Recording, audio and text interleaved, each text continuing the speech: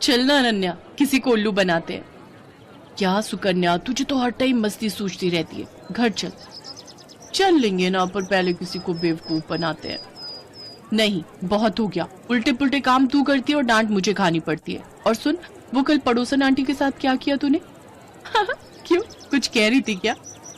हाँ, मुझसे कह रही थी कि आजा तुझे सबक सिखाती हूँ। बता तूने क्या कहा उन्हें?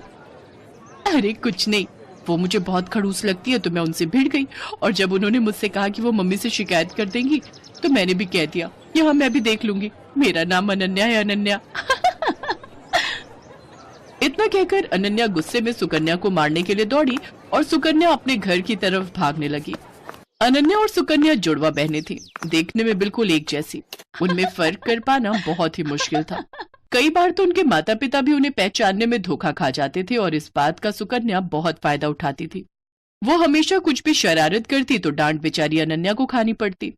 उस दिन भी घर देर से आने के लिए अनन्या को ही माँ से डांट खानी पड़ी। फिर शाम को, मिल गया सुकून तुझे? अरे यार, क्यों इतनी टेंशन लेती है? 1-2 साल बाद हमारी शादी हो जाएगी, फिर तू कहाँ और मैं कहाँ। सुकन्या धीरे धीरे और चालाक और कामचोर होती गई और अनन्या उतनी ही मेहनती और संस्कारी। मगर दोनों बहनों की किस्मत ने उन्हें एक दूसरे से दूर नहीं होने दिया। दोनों बहनों की शादी एक ही घर में हो गई। बड़े भाई की शादी सुकन्या से और छोटे की अनन्या से। अनन्या को घर का सारा काम आता था, खासकर वो खाना बहुत ही अच्छा बनाती थी, जबकि सुकन्या ने कभी कुछ नहीं सीखा। फिर एक दिन,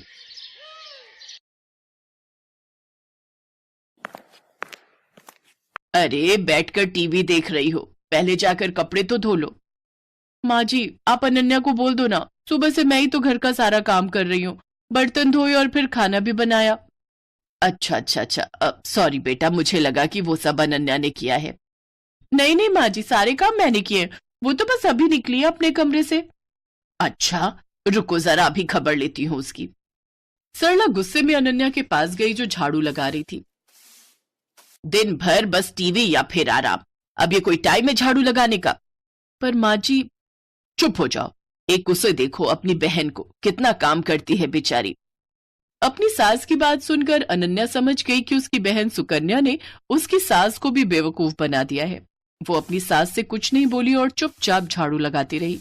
बेचारी अनन्या सुबह से शाम तक घर के सारे काम करती, लेकिन फिर भी उसे ही सास की डांट खानी पड़ती। फिर एक दिन, अरे बहू चल, मेरे साथ रसोई में आज मिलकर खाना बनाते हैं। ठीक है माँ जी, आप चलो, मैं आती हूँ। सरला रसोई की तरफ चली गई और सुकन्या सीधे अनन्या के कमरे में। अरे अनन्या, वो तुझे माँ जी बुला रही हैं खाना बनाने के लिए। अच्छा, बस अभी जाती हूँ। सुकन्या ने एक बार फिर अनन्या को बुद्धू बना दिया था और बेचारी अनन्या को पता ही नहीं था कि उसकी सास ने उसे नहीं बल्कि सुकन्या को बुलाया है। उधर रसोई में, आ गई, कहाँ रह गई थी? चलो एक काम करो, तुम आटा गूंथ दो, मैं सब्जी काट देती हूँ। ठीक है माँ जी। अनन्या ने बहुत जल्दी और बहुत अच्छा आटा गूंथा था, जिसे देखकर सरला बहुत खुश हुई। और फिर, क्या बात है, इतनी जल्दी और इतना अच्छा आटा गूंथ दिया। अरे तुम अनन्या को कुछ सिखाती क्यों नहीं हो? उसे तो कुछ भी नहीं आता। अनन्या समझ गई थी कि उसकी सास सरला उसे सुकन्या समझ रही थी और वो ये भी समझ गई थी कि रसोई के काम से बचने के लिए कामचोर सुकन्या ने उसे सरला के साथ भेज दिया। उसे सुकन्या पर बहुत गुस्सा आया, लेकिन वो कुछ बोली नहीं। ऐसे ही वक्त बीतता गया। सरला की नजर में घर का सारा काम सुकन्या करती थी, रसोई सुकन्या ही संभालती थी, जबकि अनन्या सिर्फ दिन भर टीवी देखती थी। जबकि सच इससे बिल्कुल उलट था। और फिर एक दिन, अरे बेटी सुकन्या। जी माँ जी, बताइए। उस दिन जो तुमने हलवा बनाया था ना, वो बादाम वाला, मेरा खाने का बहुत मन हो रहा है, मेरे लिए बना दो ना। इसमें कौन सी बड़ी बात है, लो आप टीवी देखो, मैं बस अभी लाती हूँ बनाकर। ना ना, मुझे तो खाना है ही, पर मुझे वो हलवा बनाना भी सीखना है, तो मैं भी चलती हूँ साथ। तुम बनाना और मैं देखूंगी। अब आप बैठिए ना माँ जी। अरे चलो ना। मेरी जीन्स की फैक्ट्री थी, पर जब बिजनेस, अरे चलो ना, साथ में बनाते हैं। सरला जिद पर अड़ गई थी और उधर सुकन्या की हालत खराब हो रही थी, क्योंकि आज तक उसने कभी कुछ बढ़िया नहीं बनाया था। जबकि उसकी सास सरला को लगता था कि सुकन्या ने पूरी रसोई संभाल रखी है। लेकिन सुकन्या इतनी जल्दी हार कैसे मान लेती? उसने फौरन दिमाग दौड़ाया। अब माँ जी, मैं तैयारी करती हूँ, तब तक आप बादाम ले आइए। अरे मुझे अपने कमरे में जाना पड़ेगा, बादाम का डिब्बा वहीं रखा है, चलो मैं लेकर आती हूँ।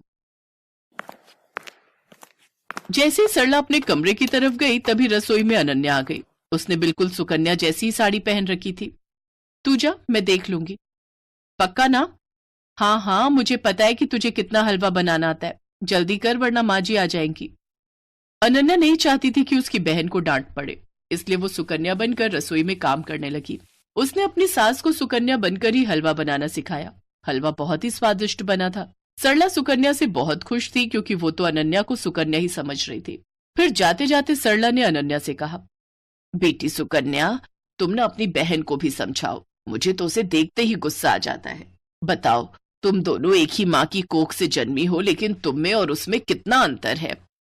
सरला की बात सुनकर अनन्या को बहुत दुख हुआ। वो अपनी सास से सब सच कहना चाहती थी, लेकिन फिर अपनी बहन के बारे में सोचकर चुप रह गई। अगली सुबह सुकन्या जैसे ही उठकर रसोई की तरफ आई तो उसकी सास सरला ने उसका हाथ पकड़ लिया। ये क्या कर रही है माँ जी? आज तुझे नहीं छोड़ूंगी। तूने मुझसे हमेशा झूठ बोला, तुझे कुछ नहीं आता, और तूने हमेशा अपनी बहन की मेहनत को अपना बताकर आराम तलबी की, और वो बेचारी दिन भर रसोई और बाकी कामों में लगी रही, ऊपर से मेरी डांट भी चुपचाप सुनती रही। सरला लगातार सुकन्या को डांट रही थी, तभी सुकन्या ने फिर से झूठ बोलकर बचने की कोशिश की। नहीं माँ जी, मैं झूठ नहीं बोल रही, मैं तो खूब काम करती हूँ। कल रसोई में सारा दिन लगाकर आपके लिए हलवा बनाया था ना, तब तो आप भी वही थी। वही थी, इसीलिए सब कुछ जान सकी। तूने हलवा बनाया था तो जरा दिखा अपनी कलाई, जो कल कढ़ाई उतारते हुए जल गई थी। दिखा, दिखा ना। अब सुकन्या अपने हाथ पीछे किए बिल्कुल चुप खड़ी थी, क्योंकि उसकी चोरी पकड़ी गई थी। इसके बाद सरला फौरन दूसरे कमरे में गई, जहां अनन्या अपनी जली हुई कलाई के साथ खड़ी थी। सरला ने उसके सिर पर हाथ फिराया और बड़े प्यार से बोली, मुझे माफ कर दो बेटी, लेकिन तुम भी मुझसे वादा करो कि इस घाव के ठीक हो जाने के बाद भी तुम और कोई दर्द नहीं झेलोगी,